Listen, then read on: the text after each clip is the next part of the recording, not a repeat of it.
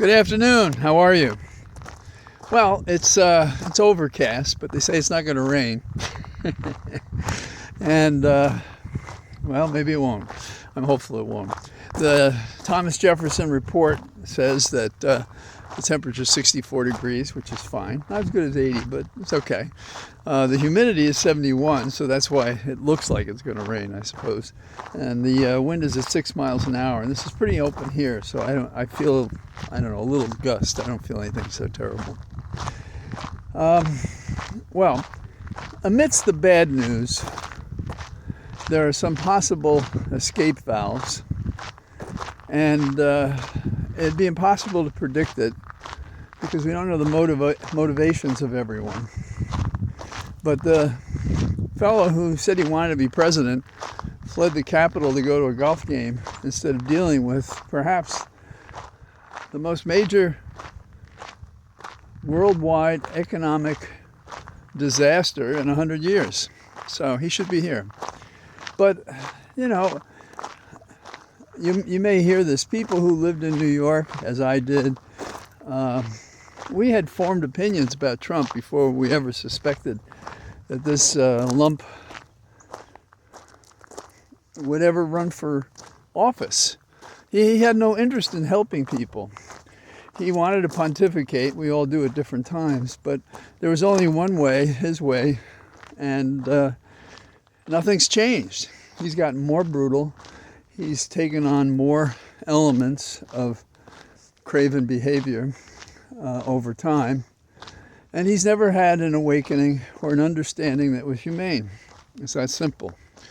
He's an actor, not a very good one. He's not even a terrific speaker. It is amazing to me, and perhaps you, that anyone would spend a moment listening to him. And I do know from our exchanges on this walk and talk over the years now that many of us can't stand to hear him. I'm one of those. And I've said before, I think that's why the comics make up a voice when they quote him, because they know that nobody's going to think anything's comic because they'll be so off-put by his voice. So who's the first rat off the ship? Now, I've talked about how Holly and I discussed this. Elon Musk. There was a rumor he was going to leave. Now apparently there's a statement that he's going to leave. So he's going to run from the scene of the crime and save his bullshit car and lick his wounds and feel sorry for himself as he did so much damage and hate and just bad practices to so many Americans that he pretends to care about. The biggest question among a lot of people who get it and know that we have to do something about it is, what are we going to do instead of talking? And demonstrations are more than talking. They serve separate functions. And there's been put together for the 5th, Saturday, a hands-off rally nationwide in all 50 states, as many people as they can get. And they hope to have 400,000 participate in all these locations. And they expect that there'll be 12,000 in D.C. And so you might want to look them up. If you're in D.C., it may be the most convenient way to go to it. It's always good, I think, to be with people that think in common with you. One of the reasons I went last night to our Democratic meeting, in addition to the fact that we were choosing new leadership, as happens from time to time, it was to observe how much affection in the midst of struggling in elections the people who came to the meetings have. There are candidates, office holders, worker bees, curious people, new members, and that's a good thing. And that's what these rallies do too. They bring people together. They're massive networking. They raise funds. They raise attention. They get in the head of Trump for sure. He'll be diminishing the number. So that's something to keep in mind. There are also rallies increasingly going on And if you're the type who can go to one, with or without a mask, I sat through the meeting we had last night. I wore a mask the whole time we were there. So it was from 6:30 to, I don't know, about 9:15, something like that. Political meetings are not efficient, but over the years, you grow patient or you don't do it. There's supposedly a conversation between Ted Kennedy and Robert Kennedy. Ted had been in the Senate for a while, and Robert Kennedy was there. And he said, "How can you stand this? When do we do anything?" And Ted had mastered that kind of patience. We don't have patience now because we can't afford it. We have to move. We have to act in any way that we can. So one way to look at this is that Ted Cruz has been looking at it, and he's not very happy with this. But let me first talk about this group. This group, hands off, is daring the world. Trump is daring the world to stop him. And they want to stop Trump. And the three issues that they're focusing on, and don't imagine these have to be the only ones, but no billionaire takes over our government. 2, no cuts to Social Security, Medicare, and other benefit programs. 3, end the attacks on immigrants, transgenders, and others. So that's pretty important. And the one in D.C. where they hope to have 12,000, Raskin and Frost are the hosts. So we're getting serious appearances. And if you want more information, you can go to handsoff2025.com. And the demonstration on Saturday, I'm sure, will be one of more and more demonstrations. Now among the Republicans, we have some surprises, and I don't know how far they go past talk.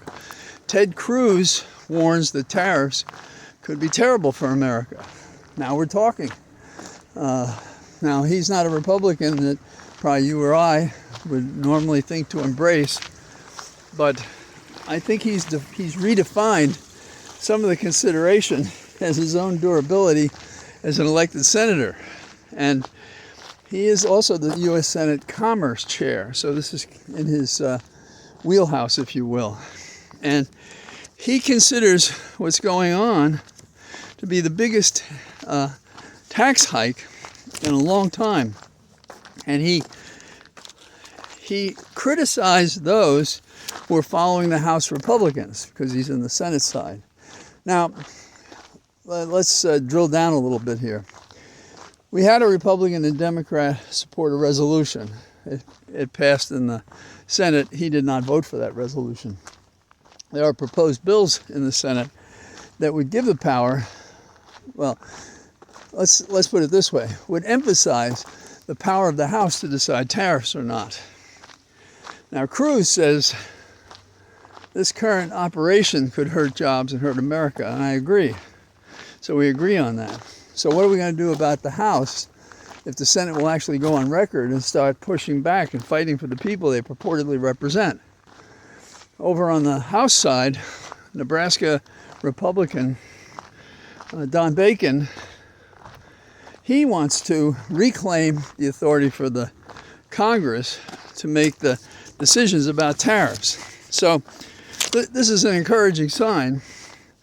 Will it last a weekend? Will it fade if the public is not interested? And Trump's got explaining to do, and if the rats start leaving his ship, and Elon really does leave, despite all of our reservations that Trump would let him go, because Trump doesn't want to be far from any set of money bags. So we'll see. Obama was out there talking as well. He didn't think this would be good for America. Somebody slapped me in the head and explained to me why we trim our sails. If this is the worst goddamn disaster in 100 years, and we don't think this is good for America. It's not good for the world. Yes, I support Obama. I think he's terrific. But we need wartime consigliaries, meaning people who fight, F-I-G-H-T. And taking the high road is smashing their skulls metaphorically against a wall and taking back our government. That's what it means to fight. Show some skirt on this, you know. Now, history is clear that tariffs are often used as a shell game. Where is the P? Under which shell? Okay, now this may not sound like it's relevant. Bear with me. McKinley, when he was in Congress, he was the master of these tariffs, and he convinced the country to pass tariffs with 50% increases on them. That's really something. Now, the interesting thing is that in the next election, the Republicans lost half their membership in the House. So it has that, and I believe that Cruz quoted that, saying that not only was it wrong, but also it had a political sting. It's going to cost them their control of the House and the Senate, perhaps. Now, let's explain the P under the shell. We have tariffs. Most lose. If you and I don't change what we do, we'll be spending more money because of the tariffs on things we don't produce or that are inferior here at home. But there are people hidden in that mass of shells, if you will, instead of three. Think of it as thousands and thousands of shells. And there are out there people who own huge businesses who will profit enormously from tariffs that prevent their competitors from beating them here because they're already established. But they're charging more than the pre-tariff price of the import. Okay, to put it another way, these guys wouldn't have a chance if there wasn't the tariff to make their product more attractive, that meaning cheaper. Now, Andrew Carnegie is just one of many examples of how this worked. Have you ever seen his library? I bet you nobody ever opened any of those books. Be hard pressed to find anybody who did. It's just so beautiful. But for anybody who likes to read, it's got the chairs and stuff. You want to take a couple of books off the shelf and thumb through them and read something. I don't know if anybody ever got a chance to do that. It's a pretension. It's to make him look like something he's not. And anybody who was the beneficiary of his largesse, because he spent a great deal of his life after the fortunes he got. And how did he get these fortunes? He was off in Europe and he saw the Bessemer process for steel. And it was a terrific process. So he came back to the States and he spent a small fortune in those days to make this process work on steel here. But it wasn't competitive. So he got a tariff to eliminate his competition. So much for free trade. What I'm saying is, while you and I have no reason to think we're going to have an advantage as a result of the tariffs, there are people who will. And they are the rich. And they will suffer through the profits that escape us. Which has been the history, sorry Cruz, of the Republican Party. Sorry, Mr. Bacon. And we have to constantly hammer away at these facts and this history. There's one thing to go back in history and talk about it. But talk about the here and now. Say, this is what the Republicans are doing, or this is what Trump is doing. Elon is leaving the government. Why? He's too embarrassing to Trump. Why did Trump stay at a golf game? I think he wants the entire world economy to fail, his friends to profit, for him to have to deal with martial law, take over as a complete dictator, and then perhaps he'll think about going after Canada and Greenland. Or this is just a way to create the chaos that permits him to do it without violence. In any case, he is not an American. He is not a president in the standard way that any previous president, however flawed, served the nation. And we've had some doozies. But this guy is pure, unadulterated evil, and he's costing and hurting all of us. And why anybody spends a second, no matter how much they cost, to put it on the air, to believe what he says, is beyond me.